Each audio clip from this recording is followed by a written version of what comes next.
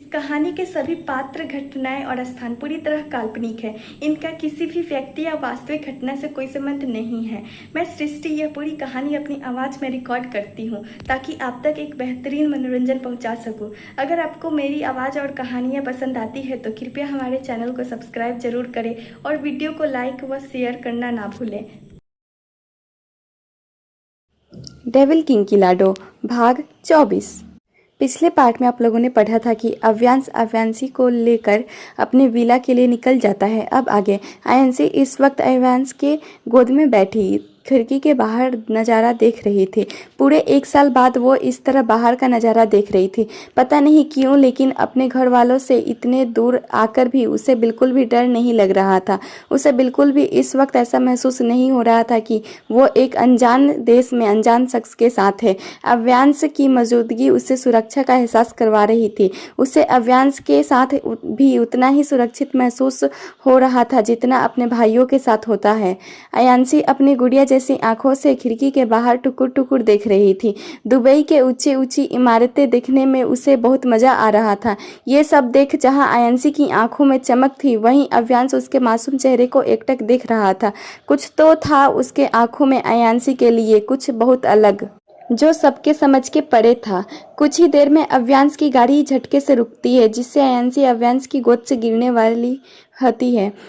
तो लेकिन अव्यांश उसे कमर से पकड़ लेता है और गुस्से से ड्राइवर को घूरने लगता है। मिरर में अव्यांश की गुस्से से घुरती हुई आंखें देख ड्राइवर को अपना खून सूखता हुआ महसूस होता है। वो अपना थूक गटक लेता है। इस वक्त वो मन ही मन भगवान से दुआ कर रहा था कि वो उससे जलाते से बचा ले।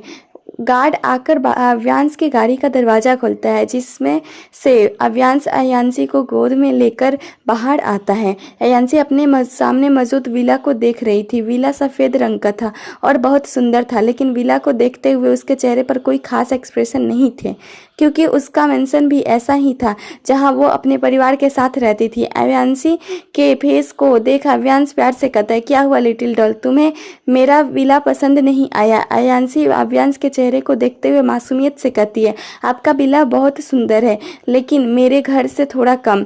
इतना कह वो अपनी गुड़िया जैसी आंखें टिमटिमाते हुए उससे देखने लगती है। वहां मौजूद बॉडीगार्ड आयांशी की बातें सुन हैरान थे। उन्हें ये सुनकर हैरानी हो रही थी कि अव्यांशी खुद के घर को अव्यांश के विला के से ज़्यादा सुंदर कह रही है। इनमें से बॉडीगार्ड की कोई गलती नहीं थी। अगर अयांशी मेंशन कहती तब उन्हें समझ आता कि वो किसी बड़े मेंशन की बात कर रही है, लेकिन अयांशी ने घर कहा, इसलिए उन्हें लगा वो कोई छोटे घर में रहती है। अयांशी की बातें सुन अव्यांश मुस्कुराकर कहता है, हम सही कहा तुमने लिटिल डॉल, तुम्हारा घर मेरे विला से ज़्यादा खूबसूरत होगा, बिल्कुल तुम्हारी तरह। अव्यांश की बातें सुन अयांशी के गाल लाल हो जाते हैं और वहीं अव्यांश के बॉडीगार्ड की आंखें बाहर आने को तैयार थी, क्योंकि जब से अयांशी अव्यांश को मिली थी तब से अव्यांश बहकी बहकी बातें कर रहा था और अजीब अजीब हरकतें कर रहा था। अव्यांश को देखकर उन्हें लग ही नहीं रहा था कि ये उनका वही सनकी बॉस है जो बात बात पर लोगों की जान लेने को तैयार रहता है। आयांशी के लाल गाल देख अव्यांश मुस्कुराकर कहता है, तुम तो कश्मीरी सेब से भी ज़्यादा लाल हो गई माय लिटिल डॉल। अव्यांश के मुंह से अपने लिए लिटिल डॉल सुन आयांशी को अपने शरीर में सनसनी सी महसूस होती है। उसे ऐसा महसूस हो रहा था जैसे उसके पेट में तितलियां उड़ रही हो। ये एहसास उसके लिए बिल्कुल नया था, लेकिन इन एहसासों में उसे बहुत सुकून मिल रहा था। अव्यांश अव्यांशी के गोद में लेकर विला के अंदर आता है तो वहां काम कर रहे नौकर चौंक जाते हैं, क्योंकि ये नज़ारा वो लोग पहली बार देख रहे थे। जहां अव्यांश को किसी लड़की का छूना तक पसंद नहीं था, आज वहीं आयांशी को गोद में लेकर आ रहा था। विला में इस वक्त सिर्फ मेल सर्वेंट ही मौजूद थे, क्योंकि अव्यांश को अपने आसपास भी लड़कियां पसंद नहीं थी। वहां मौजूद नौकर आयांशी को देख रहे थे, या यूं कहूँ उसकी खूबसूरती में खो गए थे, क्योंकि आयांशी किसी गुड़िया से कम नहीं थी। उसकी सुंदरता किसी मेकअप की मोहताज नहीं थी। नौकरों को इस तरह आयांशी को देखना अव्यांश को बिल्कुल भी पसंद नहीं आता। वो आयांशी की तरफ देखता है जो इस वक्त उसके सीने से लगी थी। उसे इस तरह देख अव्यांश के होठों पर मुस्कान आ जाती है। आयांशी को देखने के बाद वो अपनी जलती हुई निगाहों से उन नौकरों पर नजर डालता है। अव्यांश की गुस्से भरी आंखों देख वहां मौजूद सारे नौकर 9-2-11 हो जाते हैं। आयांशी विला को देख रही थी जो काफ़ी खूबसूरत था, बिल्कुल उसे मुंबई वाले मिला मैंसन की तरह। वहाँ सारे चीज़ एंटीक फिक्स थे, उनकी कीमत लाखों करोड़ों के आसपास थी, जिसे कोई आम आदमी तो दूर अच्छे खासे रईस भी लेने से पहले सोचते हैं। लेकिन ये तो अयांश रघुवंशी था जिसे सब चीज़ यूनिक पसंद आता है। विला को देखने के बाद अयांशी अयांश से अपनी प्यारी सी आवाज़ में कहती, आपका विला बहुत सुंदर है, बिल्कुल मेरे मेंशन जैसा। अपने हाथ फैलाकर, आपको पता है मेरे मेंशन में ना बड़ा वाला गार्डन है और बहुत सारी गाड़ी है। इतना कहा अयांशी अपनी बड़ी बड़ी गुड़िया जैसी आंखें टिमटिमाते हुए उसे देखने लगती है। अयांशी की प्यारी प्यारी हरकतें देख अयांश को उस पर बहुत प्यार आ रहा था। वो भी उसी की तरह कहता है, अच्छा लिटिल डॉल, तुम्हारा मेंशन बहुत बड़ा है, दुखी चेहरा बनाकर, लेकिन मेरा मेंशन तो ज़्यादा बड़ा नहीं है, पर कोई बात नहीं, मैं ना तुम्हारे लिए इससे भी बड़ा मेंशन बनाऊंगा। अयांश की बातें सुन अयांशी के चेहरे पर बड़ी सी मुस्कुराहट आ जाती है। वो उसे लेकर सीधा सीढ़ियों चढ़ते हुए अपने कमरे में जाता है। वंश जब अयांशी को लेकर कमरे में पहुंचता है, अंदर का नज़ारा देख वो हैरान हो जाती है और उसकी आंखें फटी रह जाती है। वो टुकुर टुकुर कमरे को देखने लगती है। कमरे ग्रे रंग का था, कमरे में लगे हुए पर्दों का रंग भी ग्रे था। बीचों बीच एक किंग साइज बेड था। उस बेड के पीछे दीवार पर अयांश की बहुत बड़ी तस्वीर लगी हुई थी। कमरा देखने में बहुत खूबसूरत था। कमरे में एक क्लोजेट रूम भी मौजूद था और अटैच बाथरूम भी था। इस वक्त अयांशी की आंखों में अलग ही चमक थी। वो अपनी आंखों में चमक लिए पूरे कमरे को देख रही थी। अयांशी को इतनी उत्सुकता से अपने कमरे को देखता देख अयांश मुस्कुराकर कहता है, कैसा लगा तुम्हें तुम्हारा हमारा कमरा लिटिल डॉल। अयांश की बातें सुन अयांशी उसे देखते हुए असमंजस से कहती है, ये हमारा कमरा नहीं है, ये तो आपका कमरा है। ये सब कहते हुए अयांशी बहुत मासूम लग रही थी। मासूमियत उसके चेहरे से साफ साफ झलक रहा था। अयांश उसको धीरे से नीचे उतारता है और उसका चेहरा अपने हाथों में थाम उसके आंखों में प्यार से देखते हुए कहता है, ये मेरा नहीं हमारा कमरा है लिटिल डॉल, आज से जो मेरा है वो तुम्हारा है लिटिल डॉल। अयांश की बात सुन अयांशी खुशी से चाकते हुए कहती, ये हमारा कमरा है तो मैं हमारे कमरे को देख सकती हूँ। अयांशी के सवालों को जवाब में अयांश बस मुस्कुराकर अपनी पलकें झपका देता है। अयांश की रजामंदी मिलते ही अयांशी पूरे कमरे को देखने लगती है। वो हर चीज को छू छू कर देख रही थी। अयांशी के चेहरे पर इस वक्त अलग ही खुशी नजर आ रही थी और उसे इतना खुश देख अयांश के चेहरे पर भी मुस्कान थी। वो अभी अयांशी को देख ही रहा था कि तभी उसका पॉकेट में रखा फोन बजने लगता है। जब वो अपने पॉकेट से फोन निकाल उसमें फ्लैश हो रहे नंबर को देखता है तो उसके चेहरे के भाव बदल जाते हैं। वो एक नजर अयांशी को देख फोन उठा अपने कान में लगाकर कमरे से बाहर निकल जाता है। सामने से कुछ कहा जाता है जिसका जवाब में अयांश मुस्कुराकर कहता है, वो कीमती चीज मेरे पास है और इस वक्त वो सुरक्षित है। इतना कहा वो फोन काटकर वापस कमरे में आता है तो देखता है अयांशी उसके बेड पर कूद रही थी। उसे ऐसे देख अयांश को हंसी आ जाती है। वो उसके पास जाता है और उसका हाथ पकड़ उसे रोकते हुए कहता, लिटिल डॉल तुम थक गई होगी, बैठ जाओ। अयांश की बातें सुन अयांशी अपने छोटे से होठों का प्यारा सा पाउट बनाया बेड पर बैठ जाती है। उसे इस तरह पाउट बनाता देखा अयांश मुस्कुराकर उसके छोटे से पाउट को टच करते हुए कहता, लिटिल डॉल को भूख लगी होगी ना, बताओ क्या खाना है। अयांशी सोचते हुए कहती है, लिटिल डॉल को पहले नहाना है फिर खाना है। अयांश मुस्कुराकर क्लोजेट में जाता है और वहां से एक टी शर्ट और शॉर्ट्स लेकर आता है और अयांशी को देकर कहता है, तुम जाकर नहा लो, तब तक मैं तुम्हारे लिए खाने के लिए कुछ लेकर आता हूँ। अयांशी उन कपड़ों को देखा अयांश को घूरते हुए कहते, ये लड़कियों वाले कपड़े आपके रूम में क्या कर रहे हैं? आपके रूम में कोई लड़की भी रहती है क्या? अयांशी की बातें सुन अयांश मुस्कुराकर कहता है, नहीं मेरी लिटिल डॉल, मेरे कमरे में कोई लड़की नहीं रहती है, ये कपड़े मैंने तुम्हारे लिए मंगाए हैं। अयांशी कुछ बोलने वाली होती है लेकिन अयांश उसकी बात काटकर कहता है, अब जाओ और कोई सवाल नहीं, जाकर जल्दी से फ्रेश हो जाओ। अयांशी झट से अपने कपड़े लेती है और वॉशरूम में भाग जाती है, लेकिन अंदर जाने से पहले वो अयांश से कहकर जाती है कि उसे उसके हाथ के नूडल्स खाने हैं। अयांश ना में सर हिला मुस्कुराकर कमरे से बाहर निकल जाता है। इस वक्त किचन में मौजूद कुक खाना बनाने की तैयारी कर रहे थे। तभी अयांश वहां आता है। अयांश को किचन में देख उसकी सिटी पिट्टी गुम हो जाती है। आज उससे पहले उन्होंने कभी अयांश को किचन में नहीं देखा था, इसलिए इस वक्त अयांश को किचन में देखना उनके लिए किसी चमत्कार से कम नहीं था। एक कुक डरते डरते कहता है, बॉस आपको कुछ चाहिए था? अगर चाहिए था तो हमें बता देते। अवियांश अपनी सर्द आवाज में कहता है, नूडल्स बनाने का सारा सामान निकाल कर मुझे दो। अवियांश की भयानक आवाज सुन अब उनमें से किसी की हिम्मत नहीं होती कि वो और कोई सवाल कर पाए, इसलिए वो लोग सामान निकालकर वहीं किचन के प्लेटफॉर्म पर रख देते हैं और साइड में खड़े हो जाते हैं। अवियांश ने किचन में कभी कदम नहीं रखा था, लेकिन आज वो अपनी लिटिल डॉल के लिए पहली बार कुछ बनाने वाला था। अवियांश सिंक में से सब्जियों को धो रहा था। सब्जियों को अच्छे से धोने के बाद वो उसे नूडल्स बनाने के लिए काटने लगता है। अवियांश को सब्जियां काटते देख एक कुक दूसरे कुक के कान में बहुत धीरे से कहता है, जो आज तक सिर्फ लोगों का गला काटते थे, आज वो सब्जियां काट रहे हैं। आज तो हमें भगवान ही बचाएं। इतना कहा वो भगवान को याद करने लगता है। तब दूसरा कुक भी वैसे ही धीरे से कहता है, तू ऐसा क्यों कह रहा है कि हमें भगवान बचाए? पहला कुक, बॉस ने कभी किचन में कदम नहीं रखा और आज वो उस लिटिल डॉल के लिए खाना बना रहे हैं। दूसरा कुक मुस्कुराकर कहता है, प्यार में अच्छे अच्छे डेविल भी लाइन में आ जाते हैं, आज देख लिया। अवियांश नूडल्स बॉयल करता है और एक पैन में सब्जियां करने लगता है। कुछ ही देर में थोड़ी मशक्कत के बाद अवियांश नूडल बना लेता है। नूडल्स बनाते वक्त तो पूरे पसीने से भीग गया था, जिसके वो काफ़ी हॉट नज़र आ रहा था। नूडल्स को एक बाउल में निकाल उसे एक ट्रे में रखता है और नूडल्स के साथ जूस का ग्लास भी ट्रे में रख देता है। अयांशी इस वक्त बेड पर बैठी थी। उसके लंबे बाल गीले थे, जिससे साफ पता चल रहा था कि वो अभी अभी नहाकर आई है। इस वक्त उसने प्यार सा गुलाबी रंग का टी शर्ट और ब्लैक कलर का शर्ट पहन रखा था।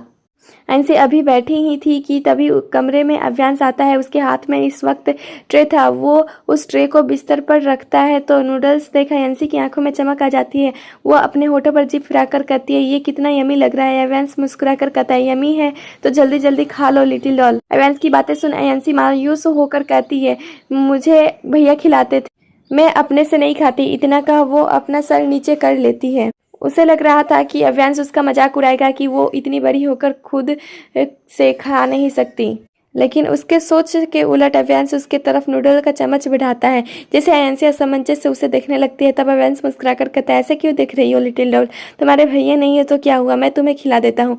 अयांशी मुस्कुराकर अवियांश के हाथ से खा लेती है। कुछ ही देर में अवियांश उसे पूरा नूडल्स खिलाकर जूस पिला देता है और उसे आराम करने का कह कमरे से निकल जाता है। इस वक्त अवियांश अपने स्टडी रूम में था। उसके हाथ में एक फाइल था जिसे वो पढ़ रहा था। जिससे जैसे वो फाइल पढ़ रहा था उसकी आंखें कठोर होती जा रही थी। उसके चेहरे पर बेहिसाब गुस्सा नजर आ रहा था। अगले ही पल वो उस फाइल को गुस्से में से जमीन में पटकता है और उसके इस एक्सप्रेशन से वहां मौजूद उसका असिस्टेंट भी डर जाता है।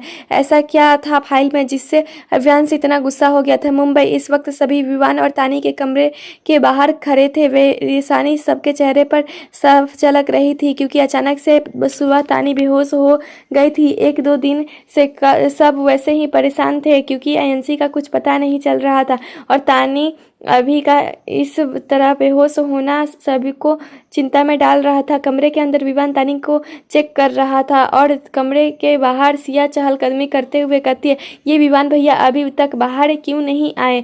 सब ठीक तो होगा ना? सिया खुद से ही सवाल कर रही थी कि और उन सवालों के जवाब भी खुद ही दे रही थी। वो लोग अभी परेशानी और बेचैनी से कमरे के दरवाज़ा को टकटकी लगाए देख जा रहे थे। तभी कमरे के दरवाज़ा खुलता है और विवान बाहर आता है। विवान को देख सभी सवालियों का बाजार लगा देते हैं। सिया कैसी है तानी? वो ठीक है ना? अचानक बेहोश कैसे हो गई? अपने सर पर हाथ दे परेशान होकर, ये लड़की भी ना, मैंने कितनी बार कहा है अपना ख्याल रखे, लेकिन ये हमेशा घोड़े पर सवार रहती है। अभी जीजू जल्दी बोलो ना, कैसी है तानी दी? राघव उन दोनों बहनों को देखना में सर हिलाते हुए कहता है, तुम दोनों उसे बोलने दोगे तब तो बोलेगा। राघव की बातें सुन दोनों बहनें विवान की तरफ उत्सुकता से देखने लगती है, जैसे उसके जवाब का बेसब्री से इंतजार कर रहे हो। विवान हल्का सा मुस्कुराकर कहता है, मुझे समझ नहीं आ रहा मैं कैसे और क्या कहूँ। मैं अपने दिल की बात जबान पर नहीं ला पा रहा हूँ। इस वक्त विवान की खुशी उसके चेहरे पर साफ साफ नजर आ रहा था। वो अपनी खुशी बयां नहीं कर पा रहा था। वहीं उसके गोल गोल जलेबी की तरह बातें सुन आरव इरिटेट होकर कहता है, भाई जल्दी बोलो ना, अब क्या हम लोगों की जान लेकर ही मानोगे। विवान एक गहरी सांस लेकर बड़ी सी मुस्कान चेहरे पर सजाए सबकी तरफ देखता है, कहता है, घर में एक नया सदस्य आने वाला है, रियांश का छोटा भाई या बहन आने वाले हैं। पहले तो नया सदस्य सुन किसी को कुछ समझ नहीं आता, लेकिन विवान की आखिरी लाइन सुनकर सबके चेहरे पर बड़ी सी मुस्कान खिल गई। राघव झट से विवान को गले लगा लेता है और उसका पीठ थपथपाते हुए कहता है, जियो मेरे शेर, तू बाप बनने वाला है। विवान भी राघव के गले लगे हुए ही कहता है, और आप बड़े पापा। उन दोनों को ऐसे गले लगे देख आरव भी उन्हें साथ में गले लगाकर कहता है, और मैं चाचू बन गया। सभी इस वक्त बहुत खुश थे। काफ़ी वक्त बाद उनके घर में फिर से खुशियों ने दस्तक दी थी। सभी जल्दी में से कमरे में जाते हैं तो देखते हैं इस वक्त तानी बेड में टेक लगाए बैठी है। सिया जल्दी से जाती है और उसकी बलैया लेते हुए कहती है, किसी की नज़र न लगे तुझे और हमारे नन्हे मेहमान को। तानी बस मुस्कुरा कर देती है। तब अवी कहती है, दी अब से आप कोई काम नहीं करोगे। अवी की बात पर विवान सोचते हुए कहता है, वैसे अभी तुम्हारी दी कौन सा काम करती थी। विवान की बातें सुन सभी मुंह दबाए हंसने लगते हैं। वहीं तानी विवान को गुस्से से घूरने लगती है, जैसे अभी उसे कच्चा खा जाएगी। दुबई इस वक्त स्टडी रूम का तापमान वक्त से ज़्यादा गिरता जा रहा था। अव्यांश के हाथ में इस वक्त एक फाइल थी। वो जैसे जैसे उस फाइल के पन्ने पलट रहा था उसकी आंखें कठोर होती जा रही थी। उसके चेहरे पर गुस्सा साफ नजर आ रहा था, जिस कारण उसके चेहरे की नसें साफ नजर आ रही थी। उसे इस तरह गुस्से में देख उसका असिस्टेंट चेहरे नीचे कर खड़ा था। उसे अंदर ही अंदर अव्यांश से काफ़ी डर लग रहा था, लेकिन उसने अपना डर अपने चेहरे से जाहिर नहीं होने दिया। लेकिन वो ही जानता था कि इस वक्त वो वहाँ कैसे खड़ा है, क्योंकि उसके सामने साक्षात यमराज मौजूद था। इस वक्त अव्यांश मौत के देवता से कम नहीं लग रहा था।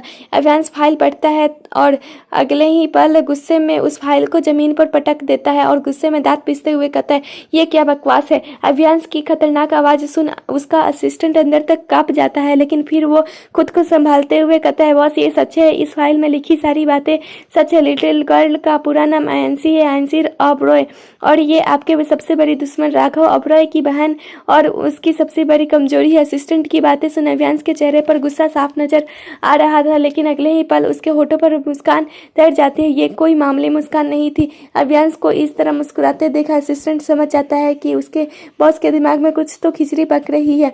वो डरते डरते कहता है, बॉस अब क्या आप राघव ओबरॉय से बदला लेने के लिए लिटिल गर्ल का इस्तेमाल करेंगे। असिस्टेंट की बातें सुन अव्यांश के चेहरे की मुस्कान फीकी पड़ जाती है। वो अपनी सर्द आवाज में कहता है, मैं अव्यांश रघुवंशी हूँ, इस दुबई का बादशाह। ना तो मैं कमजोर हूँ और ना मर्द जो अपनी दुश्मनी में औरतों और बच्चों का सहारा। मैं एक शेर हूँ जो अपने शिकार को पाने के लिए किसी हिरन का सहारा नहीं लेता।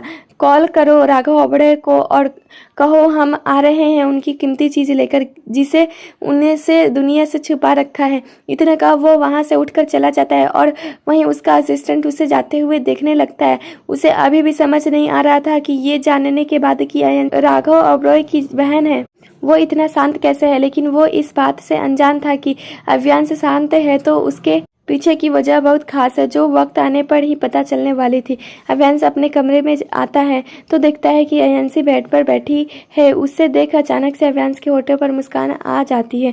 वो उसके पास जाता है और अपनी आवाज़ में नरमी लाते हुए कहता है, क्या हुआ लिटिल डॉल, तुम इतनी शांत क्यों बैठी हो। अयंसी उसकी तरफ देख मासूमियत से कहती है, मुझे बहुत बोर लग रहा है। इस वक्त अयंसी काफ़ी प्यारी लग रही थी। वो अपनी बड़ी बड़ी पलकें झपकाते हुए अयंश को ही देख रही थी और उसका इस तरह देखना अव्यांश की धड़कनें बढ़ा रहा था। वह झुककर हौले से अयंसी का माथा चूम लेता है। अव्यांश के होठों का स्पर्श अपने माथे पर महसूस कर अयंसी की आंखें खुद ब खुद बंद हो जाती है और उसके होठ कांपने लगते हैं। अव्यांश की नजरें अयंसी के होठ पर जाकर ठहर जाती है।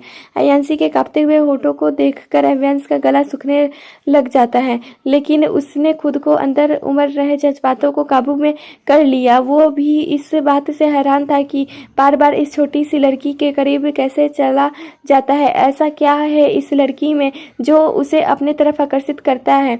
वो अपने ख्यालों को झटकता है और अयंसी से कहता है, मैं नीचे तुम्हारा इंतजार कर रहा हूँ, जल्दी से नीचे आओ। इतना का वो कमरे से निकल जाता है। वहीं अयंसी इस तरह कहने हैरान थी क्योंकि कुछ ही देर पहले अव्यांश उससे प्यार से बातें कर रहा था और अचानक से उसका बर्ताव बदल गया। वो ज़्यादा नहीं सोचती और वॉशरूम में चली जाती है। मुंबई राघव इस वक्त अपने स्टडी रूम में था। उसके दोनों भाई भी उसके साथ ही थे। राघव इस वक्त किसी से फ़ोन पर बात कर रहा था। उसके चेहरे के भाव एकदम खतरनाक थे। वो अपनी सर्द आवाज़ में कहता है, उसे सही सलामत लेकर आना। इतना का वो फ़ोन काट देता है। वहीं उसके दोनों भाई बड़ी बेसब्री से उसके जवाब का इंतजार कर रहे थे और ये चीज़ राघव ने भी नोटिस कर लिया था। वो गहरी सांस लेकर कहता है, आंसू का पता चल गया है। राघव की बातें सुन उन दोनों के चेहरे पर हैरानी और खुशी के मिले जुले भाव थे। विवान भाई, कहाँ है हमारी आंसू और कैसी है वो? राघव, आंसू दुबई में है। अव्यांश रघुवंशी दुबई के बादशाह के पास। राघव की बातें सुन दोनों हैरान हो जाते हैं। विवान के गुस्से में मुठिया कस जाती है। वहीं आरव परेशान होकर कहता है, भाई आंसू दुबई कैसे पहुंची गई?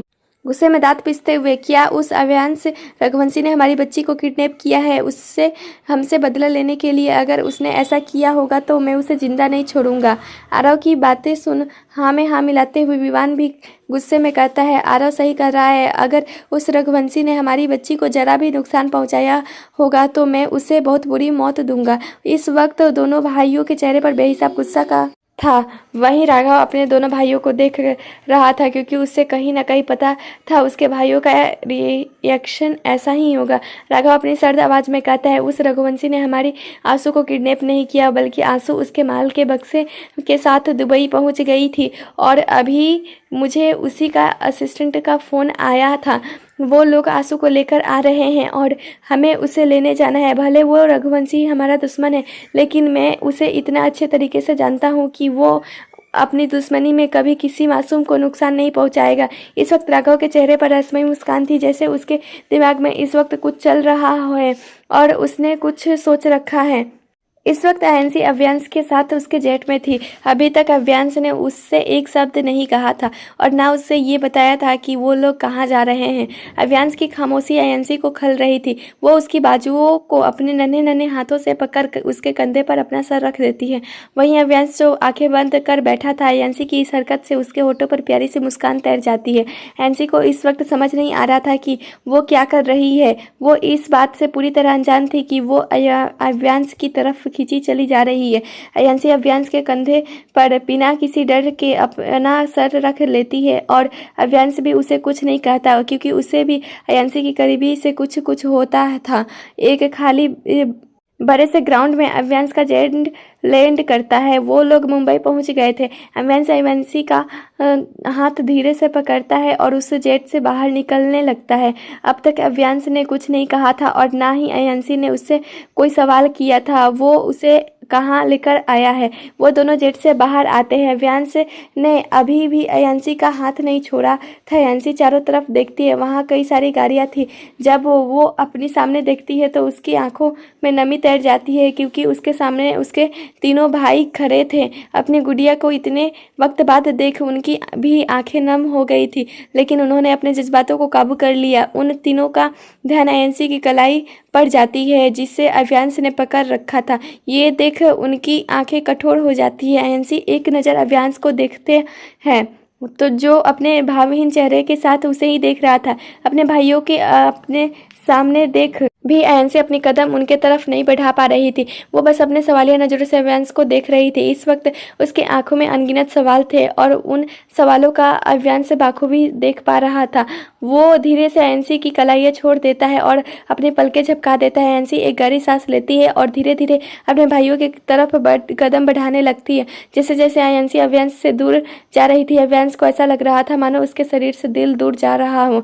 उसका दिल तेजी से धड़क रहा था। कुछ दूर जाकर अयांशी रुक जाती है। उसे रुककर देख सभी हैरान थे। तभी अयांशी अव्यांश की तरफ पलटकर देखती है जो अपने पैंट की जेब में हाथ डाले उसे ही देख रहा था। वह अपनी मासूम नज़रों से अव्यांश को देख रही थी, लेकिन अव्यांश से दूर जाने की इजाज़त उसका मासूम दिल नहीं दे रहा था। वह अव्यांश को देखने के बाद मायूस हो जाती है क्योंकि शायद कहीं ना कहीं वह चाह रही थी कि अव्यांश उसे रोके, लेकिन उसे भी नहीं पता था कि वो क्यों चाहती है कि अव्यांश उसे रोके। अपने अंदर उठ रहे इन नए नए एहसासों से वो बिल्कुल अनजान थी। वो वापस अपने भाइयों की तरफ कदम बढ़ाने लगती है।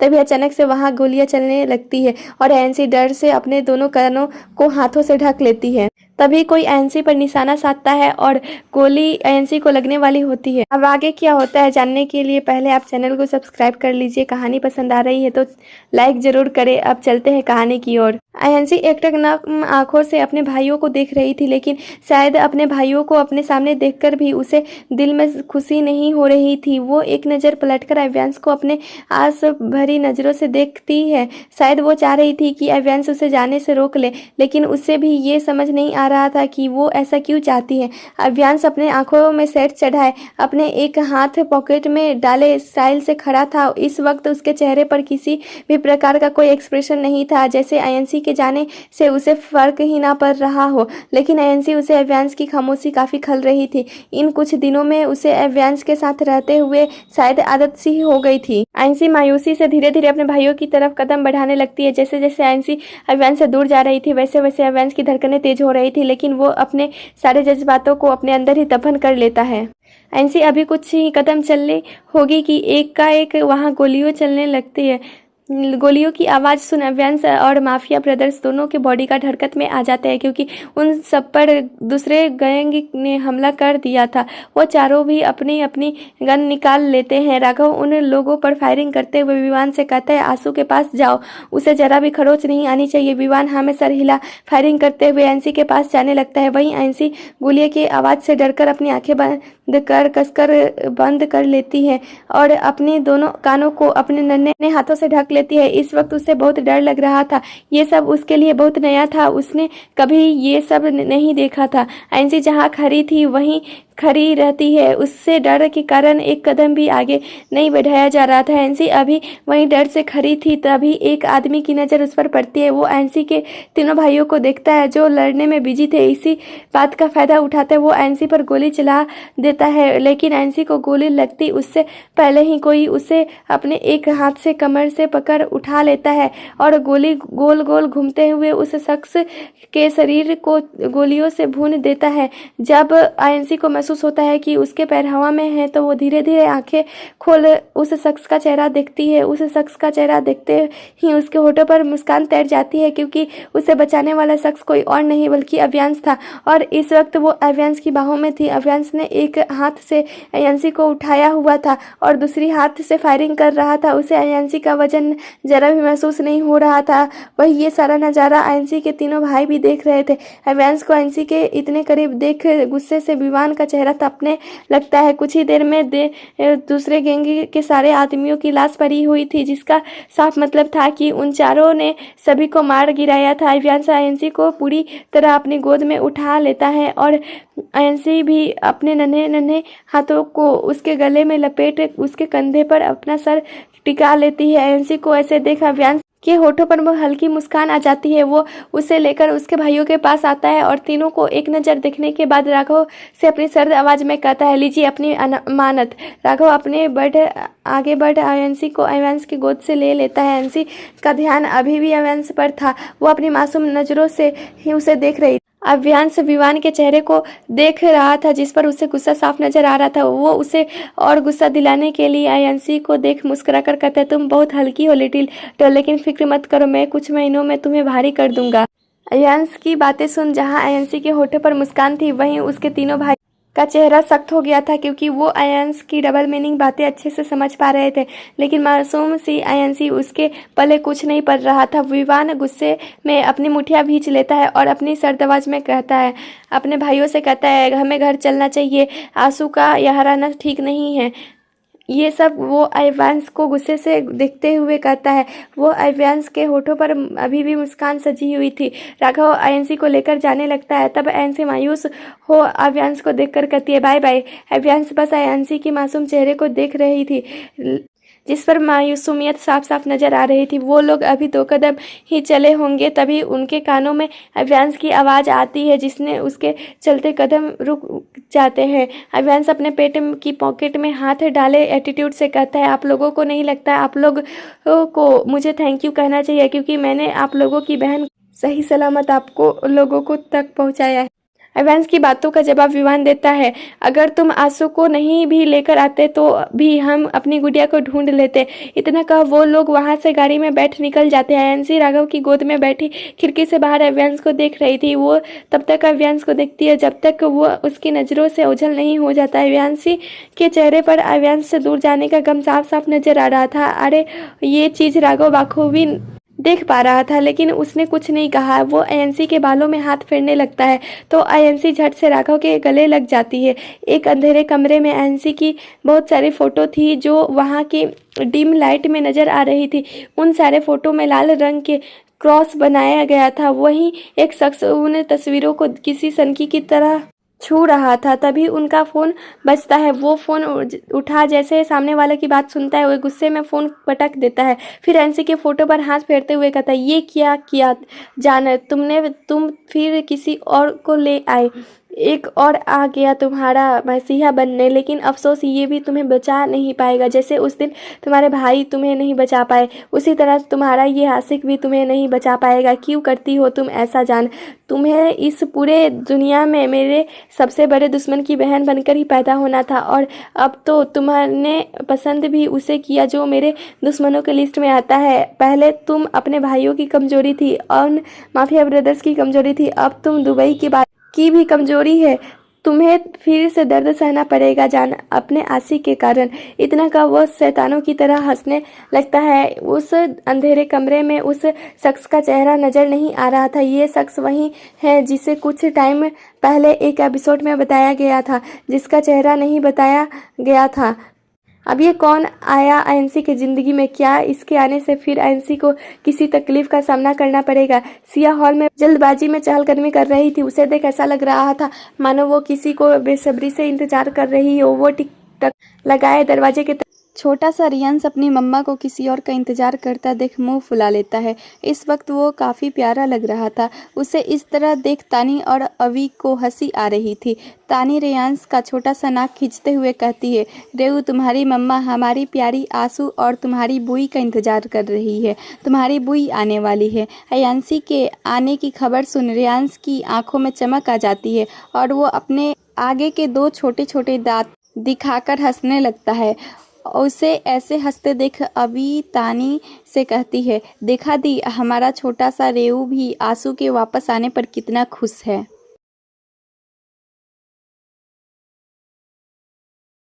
सिया बड़ी बेसब्री से अयांशी का इंतजार कर रही थी। उसे इतना बेसब्री से अयांशी का इंतजार करते देख तानी कहती है, सिया बैठ जाओ, आंसू घर में ही आएगी। सिया दरवाजे पर टकटकी लगाए देखते हुए तानी से कहती है, ऐसे कैसे बैठ जाऊं?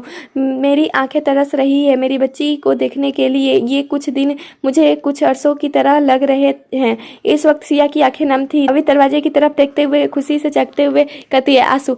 अभी की आवाज़ सुन सिया भी दरवाजे की तरफ देखती है जहाँ अयांशी अपने भाइयों के साथ खड़ी थी। इतने वक्त बाद अयांशी अपने बच्ची को सामने देख सिया भावुक हो जाती है। वो लोग अपने कदम जैसे मेंशन के अंदर रखने वाले होते हैं। सिया उन्हें रोक देती है और अभी से जल्दी से आरती की थाल लेकर आने को कहती है। जब अभी आरती की थाल लेकर आती है तब सिया अयांशी की आरती उतारती है और उसे तिलक लगा मेंशन के अंदर लेकर आती है। वो सभी बारी बारी अयांशी से मिलते हैं और इसी से में उनसे पता चलता है कि वो फिर बुरा बनने वाली है। ये खबर सुन उसे काफ़ी खुशी होती है, लेकिन उसके दिल में एक टीस सी उठती है कि अगर उसका बच्चा जिंदा होता तो उसके साथ होता।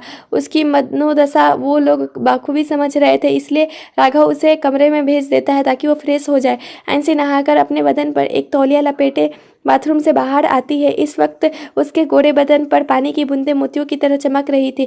उसके गीले बालों में से भी पानी टपक रहा था। गर्म पानी से नहाने के कारण अयांशी का जिस्म गुलाबी हो जाता है, जिसमें वो काफ़ी प्यारी लग रही थी। वो क्लोजेट की तरफ बढ़ जाती है और कुछ देर में तैयार होकर बाहर आती है। इस वक्त उसने एक टी शर्ट और लोअर पहन रखा था। पैरों में स्लीपर्स अपने लंबे बालों का बन बनाया हुआ था, जिसमें से कुछ लट्टे उसके मुलायम गालों को छू रही थी। इस वक्त अयांशी बहुत प्यारी लग रही थी। वो आईने के सामने खुद के अक्स को प्यार से निहार रही थी। उसकी जहन में बार बार अव्यांश का चेहरा आ रहा था। अव्यांश को उसे बचाना, उसकी प्यार से केयर करना, ये सब सोच सोच कर उसके चेहरे पर प्यारी सी स्माइल आ रही है। वो अपनी आंखें बंद करती है तो अव्यांश का प्यार से उसके माथों को चुमना उसे याद आ रहा था। अयांशी झट से अपनी आंखें खोल देती है। उसका दिल इस वक्त काफ़ी तेज धड़क रहा था।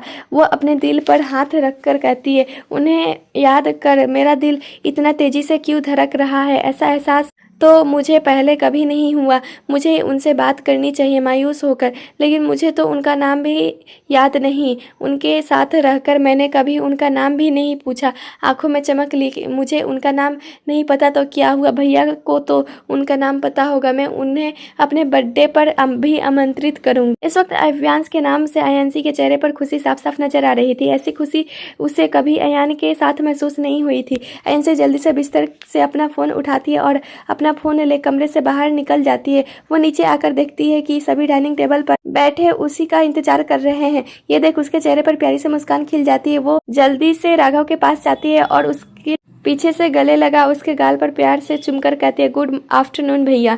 इस वक्त अयांशी के चेहरे पर प्यारी सी मुस्कान थी। उसे इस कदर मुस्कुराते देख सभी के दिल को एक सुकून पहुंच रहा था, वरना उन लोगों ने तो अयांशी के ठीक होने के बाद उम्मीद ही छोड़ दी थी कि इस वक्त अयांशी को देख उन्हें अपनी पहली वाली आंसू याद आ रही थी जो ऐसे ही खुश रहा करती थी। अयांशी अपने चेहरे पर बैठ जाती है तो राघव उसे लंच करवाते हुए सबकी तरफ देखकर कहता है, कल मेरी प्रिंसेस का 18वां बर्थडे है और मैंने कल शाम एक बहुत बड़ी पार्टी रखी है। पार्टी का नाम सुन। अयांशी की आंखों में चमक आ जाती है। तभी उसके दिमाग में कुछ आता है। वो राघव की तरफ देख मासूमियत से कहती, भैया आप उन्हें भी बुलाएंगे ना। अयांशी किसके बारे में बात कर रही है ये राघव बाखूबी समझ रहा था, लेकिन वो फिर भी अनजान बनते हुए कहता है, किससे प्रिंसेस। अयांशी मासूम का चेहरा बनाकर कहती है, जिसके पास मैं थी। राघव मुस्कुराकर कहते हैं, अव्यांश को।